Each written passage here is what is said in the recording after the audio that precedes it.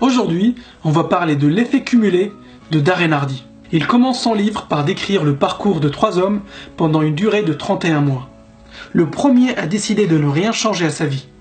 Le deuxième a acheté une grande télé, a commencé à regarder des émissions sur la cuisine.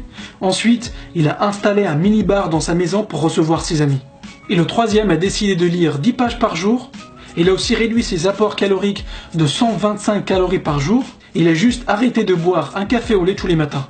Au cours des 9 mois qui ont suivi, rien n'a changé. Il n'y a aucune différence entre les 3 amis. Après 15 mois, tu commences à voir des petits changements. Mais au bout de 31 mois, il s'est passé quelque chose. Le premier, qui n'avait rien changé, était un peu triste parce qu'il n'était pas devenu une meilleure personne.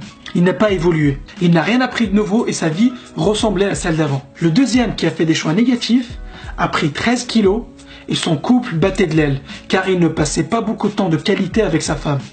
Et le troisième, qui a fait des petits changements positifs dans sa vie, a perdu 13 kilos et il est devenu en meilleure forme. Il va probablement vivre plus longtemps. Il est devenu plus positif et plus cultivé parce qu'il lisait 10 pages par jour de façon consistante. Il a aussi développé ses compétences professionnelles et a réussi à décrocher une promotion au travail.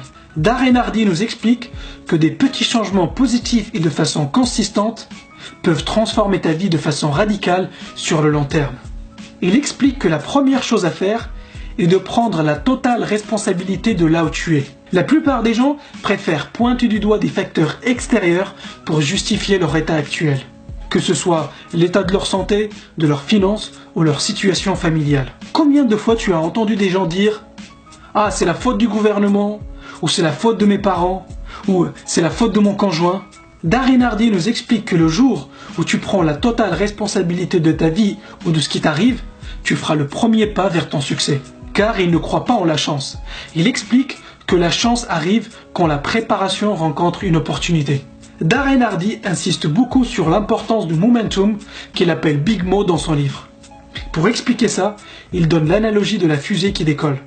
Elle dépense 80% de son énergie au décollage dans les 2 ou 3 premières minutes, car elle a besoin de toute cette énergie pour quitter le sol. Mais une fois en orbite, elle n'utilise quasiment plus son énergie.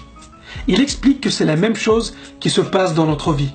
Les premiers mois où tu vas commencer à lire 10 pages par jour, cela va te demander beaucoup d'énergie et aussi beaucoup de discipline pour te motiver à lire tous les jours. Il dit que ça demande beaucoup d'efforts pour résister à la tentation des différentes distractions qu'on a dans notre vie et de se concentrer sur ce qui est vraiment important pour nous. Et c'est justement là où se fait la différence entre ceux qui réussissent et les autres.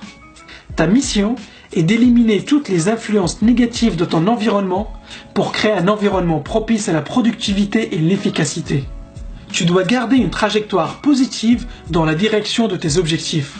Pour cela, tu dois apprendre à réagir aux influences qui t'entourent pour rester sur la bonne trajectoire vers ton succès. Et voici les 3 types d'influences ou forces qui t'entourent. Interne, ce qui se passe dans ta tête et aussi ceux avec quoi tu nourris ton esprit. Association, les personnes avec lesquelles tu passes du temps. Et ton environnement. Si tu veux optimiser les performances de ton cerveau, tu dois être super vigilant quant au type d'informations que tu envoies à ton cerveau. Car c'est ce qui nourrit ton esprit. Et c'est d'autant plus difficile que les informations que ton cerveau reçoit sont inconscientes. En fait, notre cerveau n'a pas pour mission de nous rendre plus heureux ou plus riches. En fait, il s'en tape de ça. Son but est la survie. Il est toujours à l'affût du moindre signe de danger ou menace. D'ailleurs, c'est pour ça que les journaux diffusent en permanence de mauvaises nouvelles.